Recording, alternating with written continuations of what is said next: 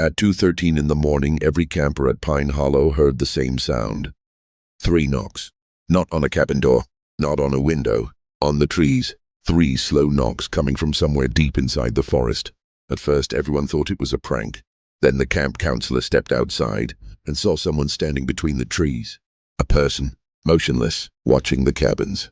He called out. The figure didn't move. He took 1 step toward it, and suddenly, another figure appeared behind him. Then another. Then another.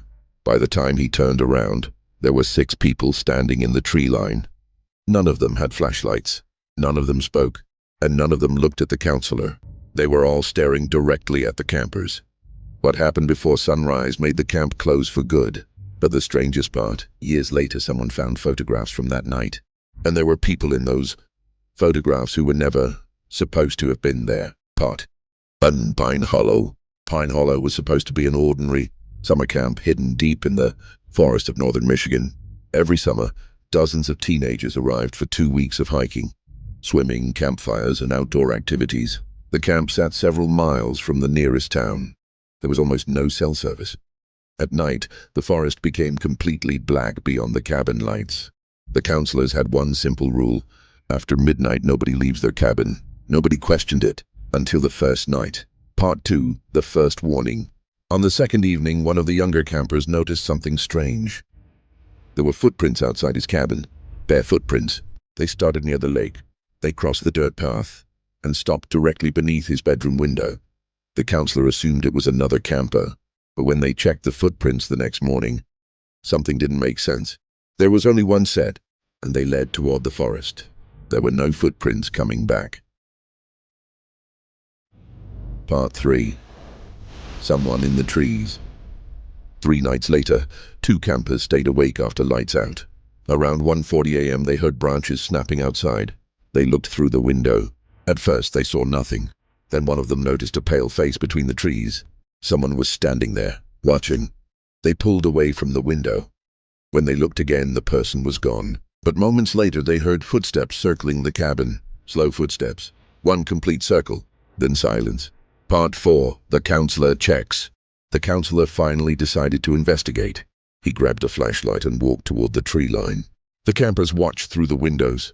His flashlight moved between the trees, then stopped. The counselor had found something, a small wooden object hanging from a branch. It looked like a child's wind chime, except it wasn't making any sound.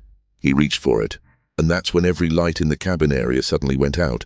For almost 10 seconds, the entire camp disappeared into darkness. Then the lights returned. The counselor was standing exactly where he'd been, but his flashlight was gone. Part 5. The missing camera. The camp director had an old security camera pointed toward the main trail. The footage from that night should have shown what happened. Instead, there was a strange gap. The recording jumped from 1:46 a.m. to 2:13 a.m. 27 minutes were missing. The director blamed a malfunction, but one counselor noticed something disturbing.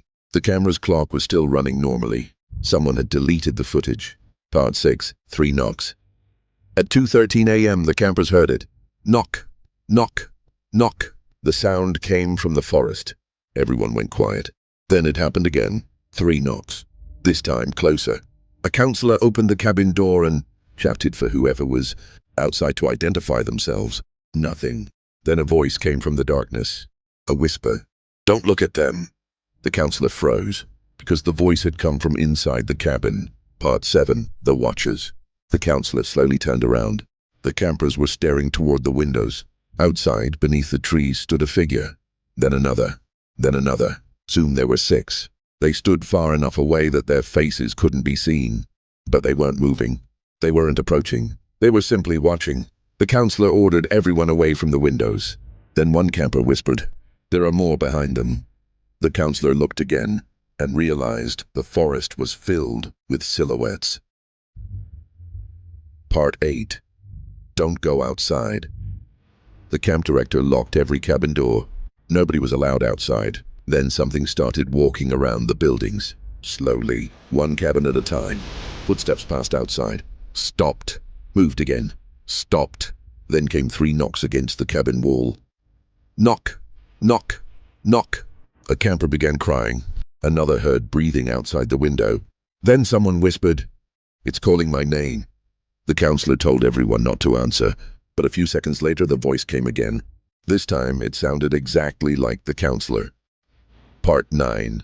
The Lake. At around 3 a.m. the noise suddenly stopped. The silence was worse. Then a scream came from the direction of the lake. The camp director and 2 counselors finally decided they had to investigate. They reached the shoreline and found something impossible. Several sets of footprints came out of the lake. They crossed the sand and continued toward the cabins, but there were no footprints going into the lake, only coming out. The director looked across the water and saw 6 figures standing on the opposite shore, watching him. Part 10. The photograph. The camp finally called the police. Before they arrived, one counselor found an old photograph inside the camp office. It showed Pine Hollow decades earlier.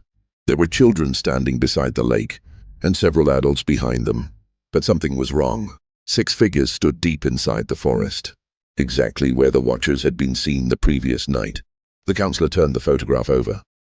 There was a handwritten date, July 18th, 1987, and underneath it were 4 words: "Don't let them see you."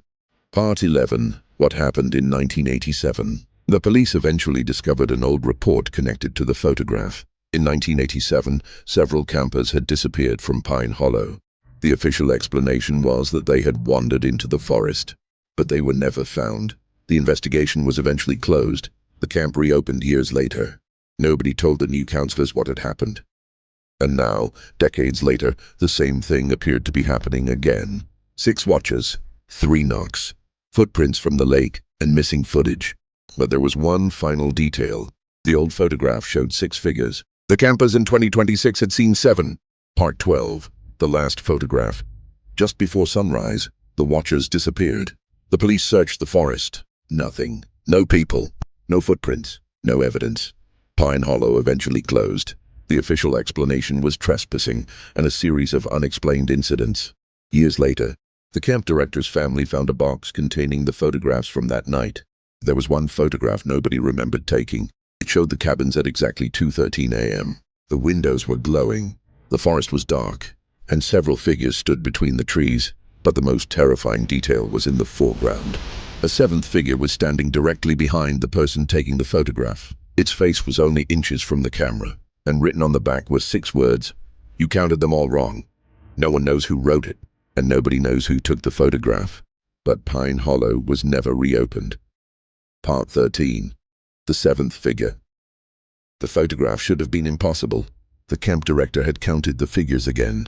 1, 2, 3, 4, 5, 6, and then the figure behind the camera. 7. But there was something even stranger. The 7th figure wasn't standing in the forest. It was standing inside the camp office, in the reflection of the window. The person taking the photograph had apparently been standing inside the building, which meant someone or something had been standing directly behind them. The director zoomed in on the photograph. The face was blurred, but the clothing looked familiar. It appeared to be wearing an old camp counselor's jacket, a jacket from 1987. The same year the first campers disappeared. Then the director noticed something written on the wall behind the figure. 3 words. We're still watching. The photograph was immediately handed over to police. But before anyone could investigate further, the original file disappeared. The printed photograph remained. The digital copy didn't. And the strangest thing, the camera that supposedly took the photograph was never found. Part 14. The final discovery. Months later, the property was being prepared for sale. The police entered the cabin expecting to find someone inside. There was nobody, only an old wooden chair facing the window.